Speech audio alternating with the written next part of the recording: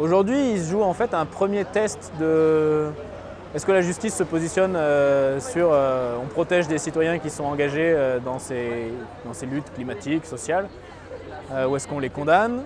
Et au fond, nous, on a ce pressentiment, en tout cas on sait que quelle que soit notre condamnation, s'il y en a une, tant qu'on n'est pas relaxé, on va aller en appel. Il y a des chances que même si on est relaxé, le procureur et le parquet fassent appel aussi pour nous. Donc a priori, les gros enjeux seront à la prochaine instance, quoi. En fait, l'enjeu, c'était qu'il y ait du monde. Et là, il y a du monde et je me sens super soutenu. Donc maintenant, je me sens serein maintenant que je vois qu'il y a du monde. Parce que moi, ça me fait sentir beaucoup plus légitime aussi. Je sais que c'est pour une cause juste que je fais. C'est vu tout le monde qui est là et qui pense la même chose. Et aussi de me sentir soutenu par mon entourage et par mes proches, ça fait du bien. Pas un seul instant, je m'imagine être seul et continuer la lutte sans vous, vraiment. C'est impossible pour moi. Mais vu toutes les personnes présentes aujourd'hui, je pense que je vais continuer de lutter pendant encore un moment. Merci. Là, on est 6 mois après l'action. Je pensais pas qu'il y aurait autant d'engouement. Et ça fait trop plaisir, quoi. Ça fait qu'on était dans le vrai et on a bien fait de le faire et je regrettais pas, mais alors là je suis encore plus enthousiaste d'avoir fait ça, quoi. Moi j'ai encore envie de me mettre en action, de ne pas rester tranquille dans mon canapé à regarder le monde passer, quoi. Donc ouais, vu l'état des choses, on va reprendre la lutte avec plaisir, ouais. Je suis plus sous contrôle judiciaire à partir d'aujourd'hui, donc je ne suis plus bloqué. Donc peu importe le verdict, je retrouve ma liberté à partir d'aujourd'hui. Donc ça me fait beaucoup de bien cette journée. Tu as déjà un programme d'action de prévu? Alors prochaine action, le 26 mai à Paris, blocage de l'Assemblée Générale de Total.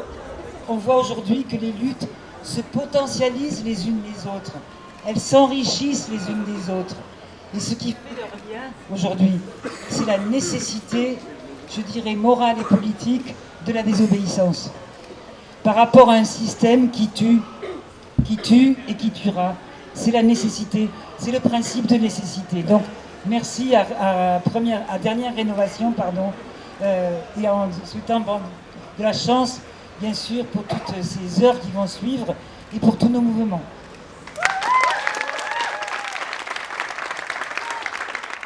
Grâce à XR, Alternativa et Attac, on a fait quelques actions et déposé un référé suspensif des travaux.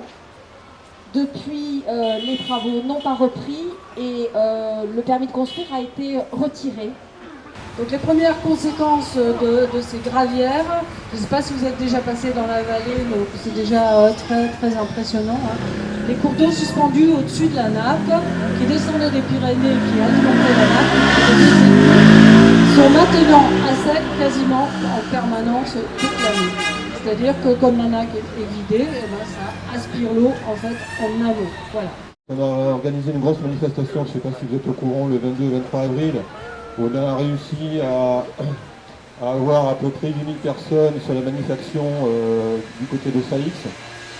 On a eu une très très grande visibilité avec les médias, on a eu beaucoup de soutien de différentes associations, collectifs et donc Dernière Rénovation, qu'on tient à remercier puisque l'avant-veille, ils avaient un petit peu coloré la façade du conseil régional, puisque le conseil régional et Delga soutient l'autoroute. Faut quand même le dire. Si on se regroupe tous, on va y arriver en fait. On va vraiment y arriver en fait. Il faut vraiment se convaincre de ça. Vraiment.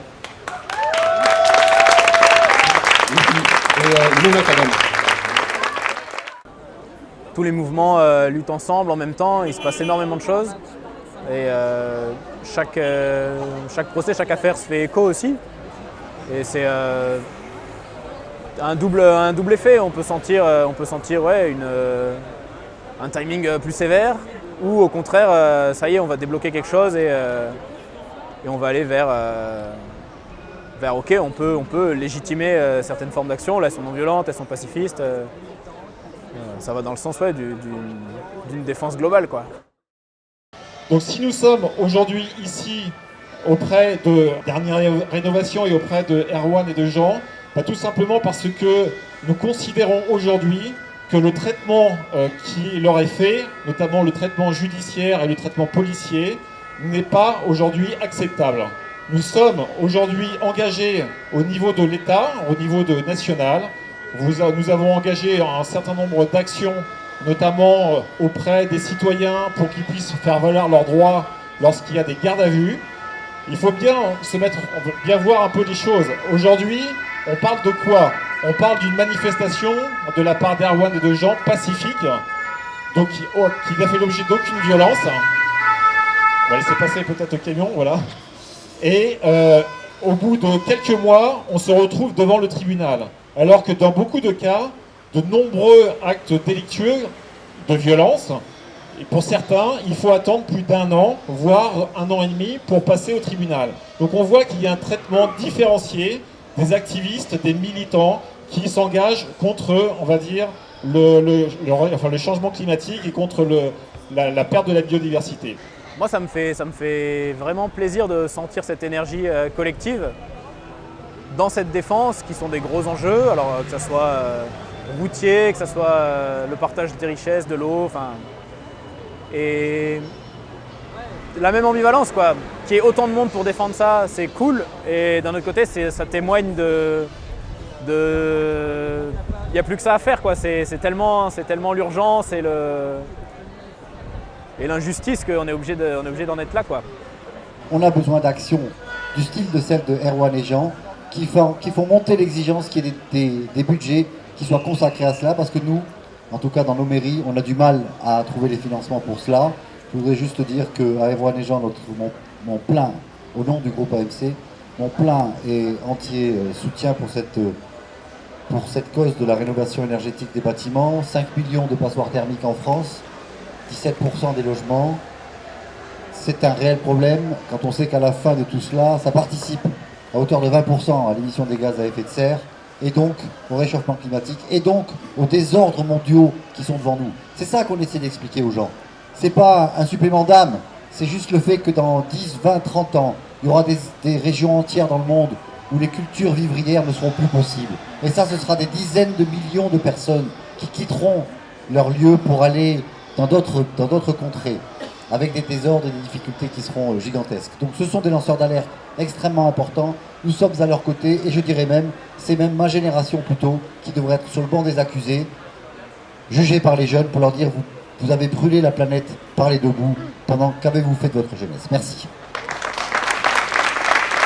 Nous sommes aussi présents pour rappeler que des élus quand même écologistes, notamment députés à l'Assemblée nationale, avaient fait voter un plan de 12 milliards d'euros, un plan de rénovation des bâtiments, et ça je sais que ça tient particulièrement à cœur à l'association Dernière Rénovation, et que malheureusement ce gouvernement a rejeté ce budget de 12 milliards qui avait été voté à l'Assemblée nationale. Il faut l'avoir en tête, tous, autant que nous sommes, militants, engagés politiques ou autres, quand on entend le terme éco-terroriste qui est en train de fleurir partout dans les médias, partout dans la presse, autour de nous, moi ça m'inquiète énormément. Et particulièrement ici, à Toulouse, où on sait ce que ça veut dire le terrorisme, et on sait ce que ça veut dire nous, ici, quand nous sommes présents de manière pacifiste, que nous faisons une résistance civile, que nous sommes non violents. On ne peut pas laisser propager ce type de discours.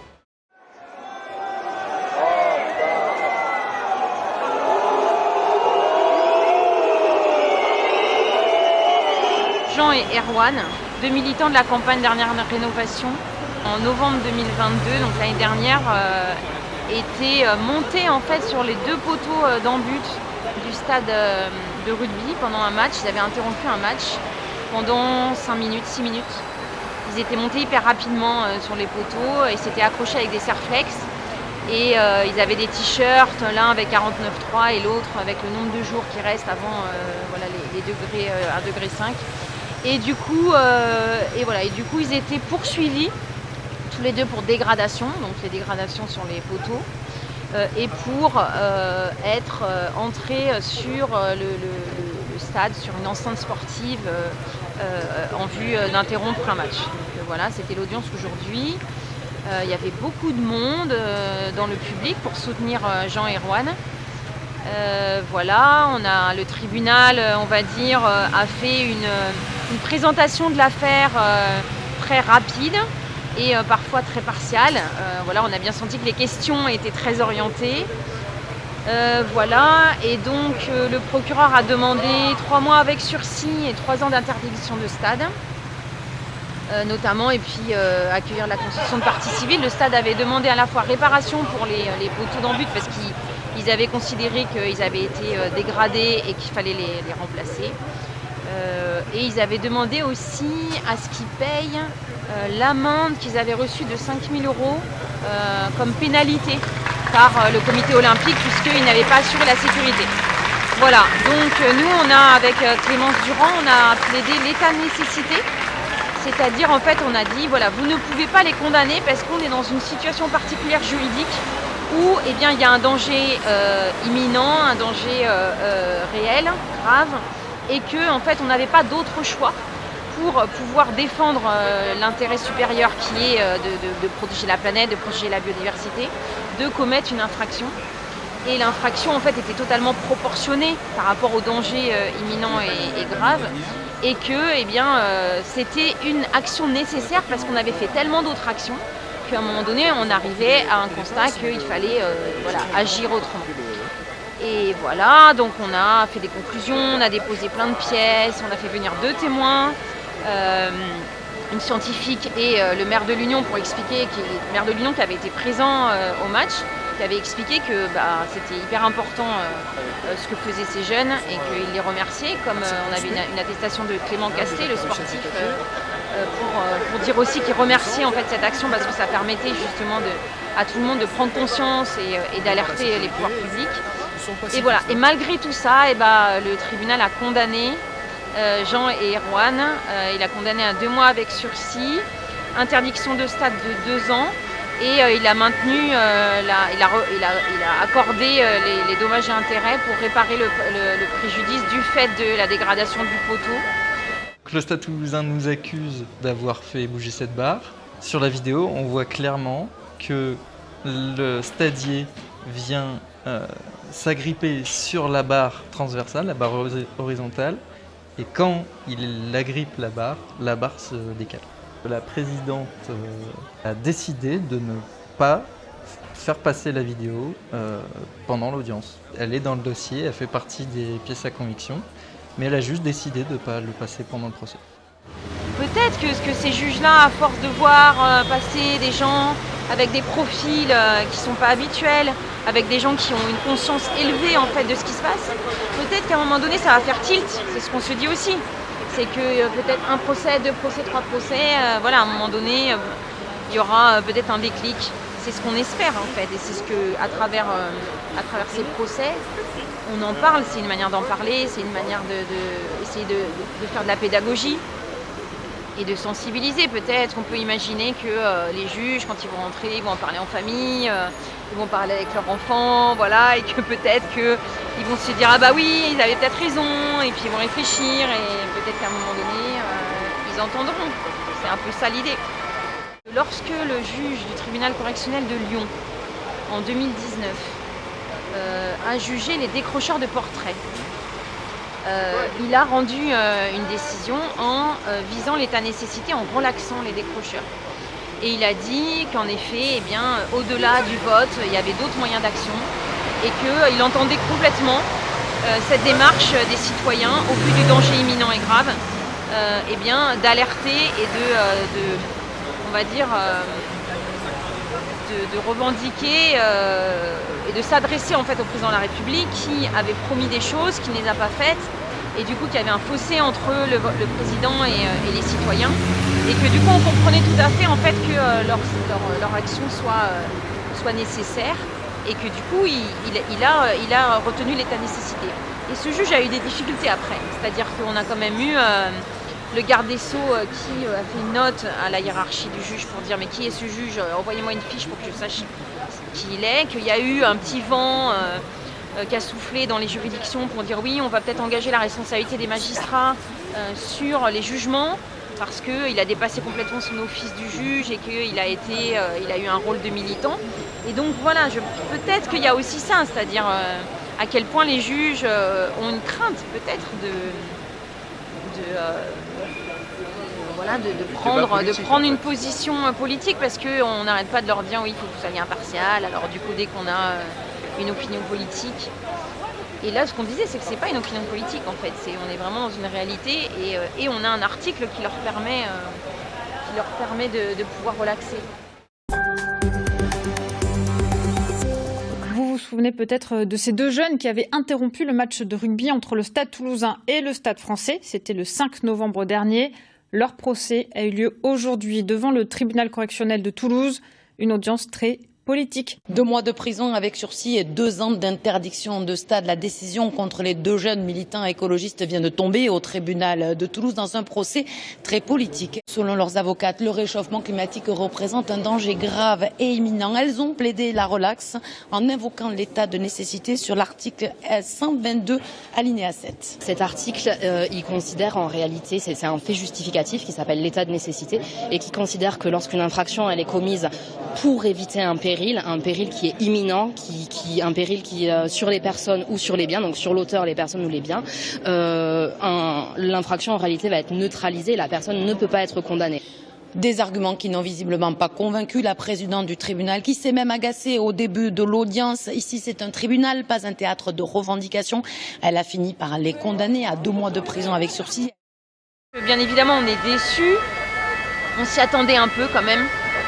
Parce qu'on a bien vu avec les décrocheurs qu'il y a des juridictions qui n'entendent pas du tout et d'autres juridictions en effet qui sont d'accord et qui retiennent, mais voilà, là on sentait quand même que probablement on n'allait pas être entendu là-dessus, donc on va faire appel et puis ensuite voilà, on ira à la Cour de cassation. On avait déposé aussi dans nos conclusions des moyens sur la liberté d'expression et du coup on avait dit si vous ne retenez pas l'état de nécessité parce que vous pouvez être mal à l'aise avec ça, eh bien évidemment vous aurez à retenir la liberté d'expression, à savoir en fait c'est une liberté fondamentale. On n'a fait que exprimer notre opinion et c'était tout à fait pacifique et on rentrait complètement dans les critères de la liberté d'expression. Voilà, et même ça ils n'ont pas retenu en fait. Vu le peu de temps de délibérer, on est certain qu'ils n'ont pas lu les conclusions, qu'ils n'ont pas lu les pièces. Et qu'ils avaient déjà en fait leur opinion avant même en fait qu'on plaide et qu'on présente le dossier. Donc voilà, il ne faut pas lâcher, c'est le début d'un combat, on continue, de toute façon le danger reste toujours grave et imminent, donc il n'y a pas de raison en fait de s'arrêter là.